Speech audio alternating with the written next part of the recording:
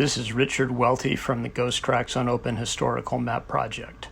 This video is a brief history of road racing circuits at Thompson Speedway Motorsports Park. It will be accompanied by a video track history walk showing some of the surviving pavement from the first several Thompson road courses. Thompson Speedway is located in the northeast corner of Connecticut. The map is from the OpenStreetMap project and shows in pink the currently active pavement at Thompson. The pavement includes the 5/8 mile oval, which dates from 1940, the road course, a shortened version of the road course, and recent pavement for a drift course. The second map combines data from the OpenHistoricalMap with the OpenStreetMap base map. The multicolored lines show the variants that have been used over the years. Yes, I know it's confusing, but in this video we're going to walk through the variations. The original oval at Thompson was built in 1938 and 1939, opening in 1940. The length is 1/2 mile measured around the inside and 5/8 mile measured on the center line. Both measurements appear in the literature, but 5/8 mile is the generally accepted length today. The original oval ran for 2 years before shutting down for World War II. Racing resumed on the oval shortly after the war. A quarter-mile oval had been planned from early on and was finally added for 1949. This smaller oval was intended for midget racing and shared the start-finish straight with a larger oval. The smaller oval ceased operation in the mid-1960s. In the late 40s through 1950, the SCCA used the big oval for time trials and some very limited sprint racing. There are few traces of the smaller oval today. I used a 1955 USGS topo map to identify the location of the 1/4 mile oval for OpenHistoricalMap. 1951 would bring something new. The New England region of the SCCA used the pair of ovals at Thompson as a road course of sorts. We will refer to this course as Thompson Zero. It was an awkward road course and was only used in 1951. Mostly it was used for time trials, although apparently there were some 5-lap sprint races.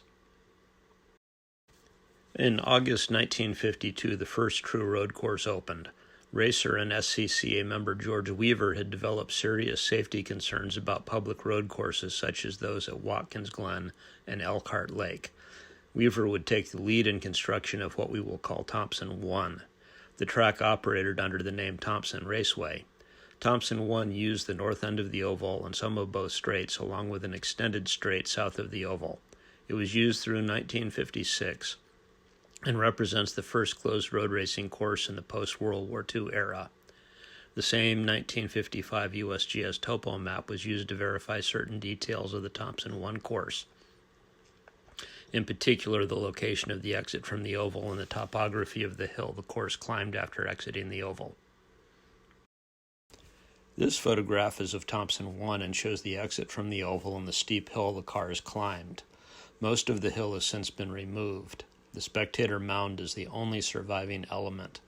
A huge version of this photo appears above the counter in the pro shop in the Thompson garages. Check it out the next time you're at the track. The ovals in the Thompson One course were all built on property belonging to the Hanig family, who still own this facility today. For 1957, another piece of property came into the equation, an extensive chunk of land south of the Hanig property, which was pieced together from various owners.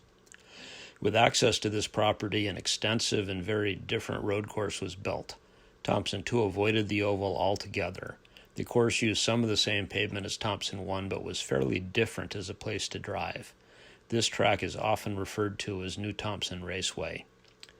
Thompson Two operated until 1967. The course depended on a network of ownership and lease arrangements, and Weaver and the Hanigs failed to arrive at a lease extension for the original Hanig property.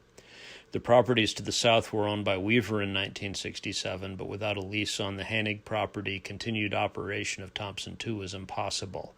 Weaver would retire from track operations.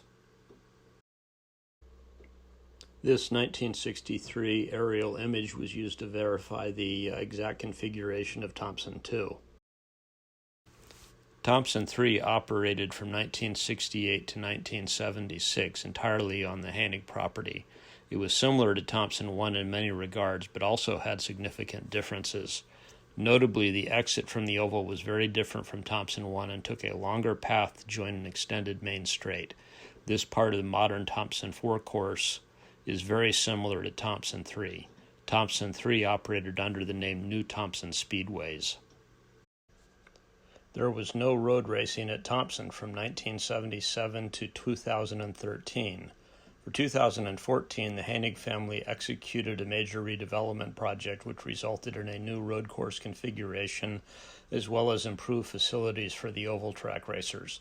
The Thompson 4 road course is heavily utilized by a number of racing and club organizations. The new course resembles Thompson 3 in many regards, but the golf course turns have been moved and a new hairpin added. The oval entrance is also configured quite differently. When the subject of old road courses at Thompson comes up, especially Thompson Two, many old hands make hopeful comments about the chances of some version of Thompson Two returning. It's a lovely idea, but pretty unlikely.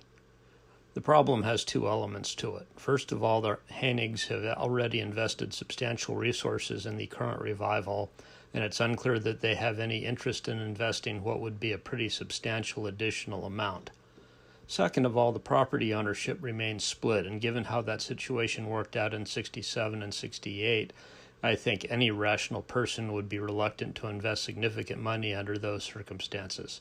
Still, it's nice to dream.